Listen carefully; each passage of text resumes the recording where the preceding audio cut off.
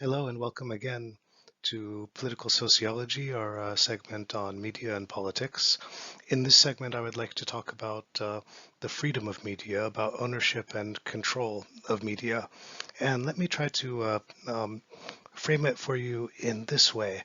As we pointed out in the previous section, ideas about media, about the role of media, about the importance of freedom of media, the so-called freedom of the press, developed simultaneously with the development of the so-called modern state, which is centralized, bureaucratic, complex, which combines an increasing level of participation by the public with a decreasing scope of access to the state for the public.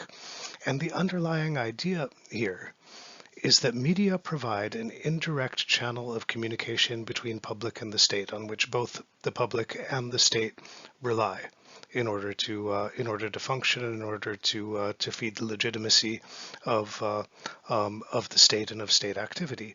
So the state will use media to provide information and different types of persuasive messages. The public, or parts of the public, will use media potentially to inform the state about a range of opinions and the range of alternatives that it has available to it in order to, at least in the ideal form, be responsive to the public. So what that means is, in order for the system to function in a way that is constructive rather than destructive of democratic systems, that freedom of media, the independence of media from control, become essential. It is the public cannot be informed without an important degree of autonomy for media, and the state cannot be informed by the public without a sufficient level of access to media on the part of the public. So we tend to talk about media freedom, and usually when we talk about media freedom, we talk about it in terms of issues related to state control.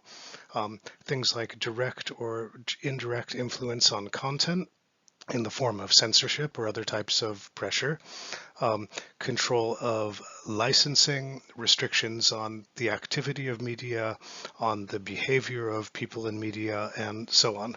Now, it won't surprise you that most conventional observations about freedom of media will tend to show that the level of freedom of media will correlate with the degree to which the political structures in a state function according to democratic rather than authoritarian rules. And what I'm showing you here in the slide is rankings produced, this is by Freedom House, on press freedom, in which the degree of control of media is ranked out of on a scale of 0 to 100 by the consultants and experts who are sources for media, who are the sources for Freedom House's reports on political freedom. Now, unsurprisingly here, what you find is that the more authoritarian the political environment, the higher the score. That is the less free that media are reported as being. Now, I should tell you, I am giving you information from Freedom House as an illustration.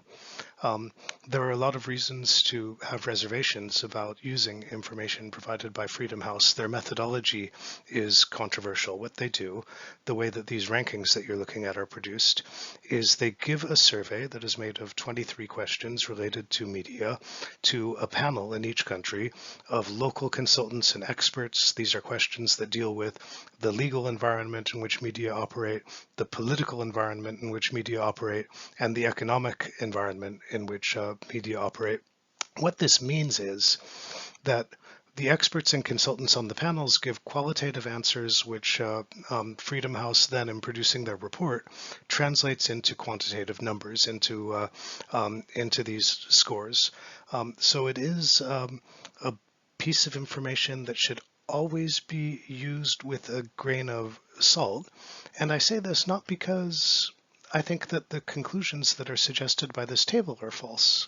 most likely they're not false, but that scores could depend on something other than objective facts about the legal environment, the political environment, and the economic environment, particularly as we're concerned with the political and economic environment, because there are a number of pressures other than legal pressures that can affect the degree to which media are able to act freely.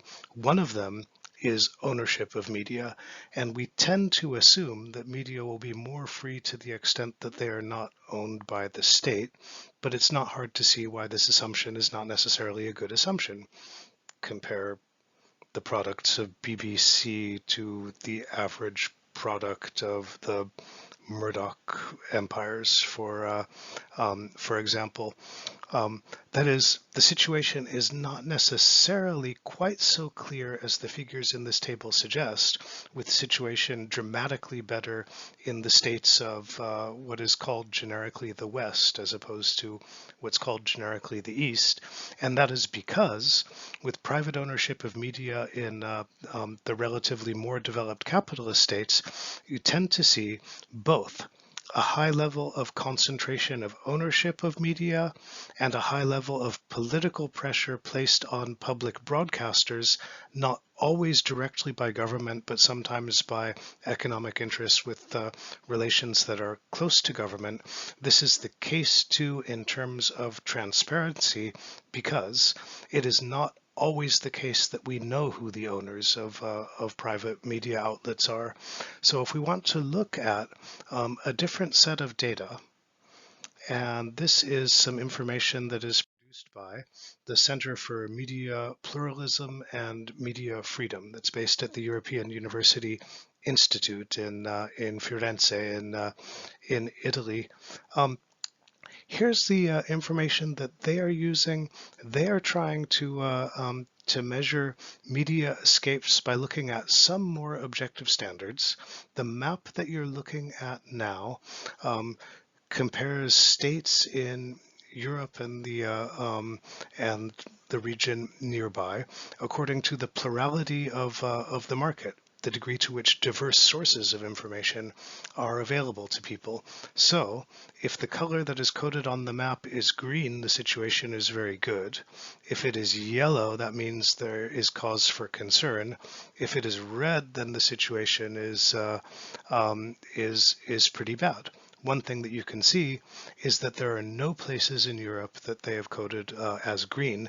That indicates a high level of concentration of ownership and pressures reducing the plurality of sources available. And we can say a similar thing looking at information from the same source, measuring political independence of media. Here are the Center for Media Pluralism's and Media Freedom's results on political independence of media. You've got some places that are green, that is, places where it looks like the media situation in terms of independence from state institutions and political parties is pretty good. Other areas where there's a cause for concern, a few where it's really bad. The reason that I'm showing you this information together with the table that I showed at the beginning from Freedom House is to indicate that the situation is not necessarily so simple as it appears to be, and in particular that the distinction between East and West that's so central to so many understandings of Europe doesn't necessarily obtain so neatly in the ways that that we tend to assume. Now, some forms of pressure when we're talking about media are strong, but not immediately visible. That is, they don't take the form of laws restricting the activity of media or censorship of media, but can be informal, and they have to do with the degree to which material for the production of media, access to studio space, to portions of the broadcast spectrum, to printing paper, to sale of newspapers and magazines through chains of newsagents are available. If this is differential, this is going to act as pressure on media. Similarly, in most states, but especially in states with large state structure, including the states that formerly had state socialist regimes, one of the largest advertisers in media, that is one of the largest sources of income, is the state. And the way that the state frequently buys advertising is that they don't say we need to announce this, let's call up all of the media outlets and check their prices, but rather they say we want to buy a certain amount of space for the next 6 months and we'll pay you a large sum of money for it. And particularly in small markets, this can often constitute close to the entire operating budget of a media outlet. So the distribution of these long-term open-ended contracts for advertising is a way in which the state is able to favor some media outlets over others. Now, these are questions of freedom and autonomy of media that have to do with relation of the media to the state and to economic institutions.